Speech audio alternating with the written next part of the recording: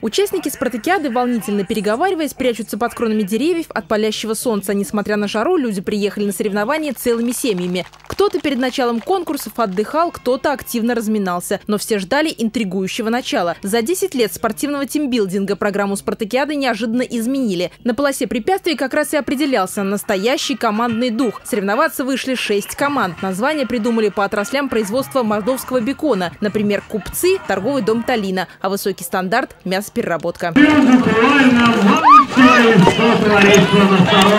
Не было сложностей.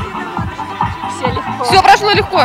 В плане организаторов историческое отступление. Вместо традиционного поднятия гирь участники упражнялись на щитах. Древнее оружие позаимствовали у группы реконструкции, которая и показала, как держать нелегкое вооружение. 9, 10, 11.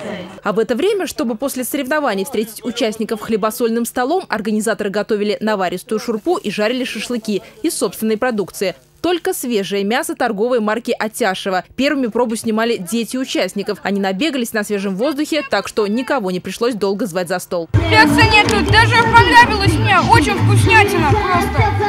Мужскую силу демонстрировали в перетягивании каната. На конкурсе капитанов ценились ум и интеллект. Участники и зрители ни разу не оставили своих лидеров без поддержки. Командный дух у спортсменов даже в 30-градусную жару оставался до финала. В прошлом году совершенно другие были конкурсы, другое место проведения. Так, в этом году все оригинально, новое, интересно и, в общем, драйвово. Что еще сказать?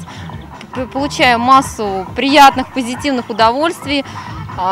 Замечательное мероприятие, которое работает на сплочении коллектива. Узнаешь новых людей, с кем меньше раньше общался. Вообще более дружные стали, веселые отношения. Победители определились, но для всей сплоченной команды агрохолдинга «Мордовский бекон» главное была не победа, а традиционное участие. Наталья Тюрина, Андрей Просвиркин. Наши новости. Ковылкинский район. Республика Мордовия.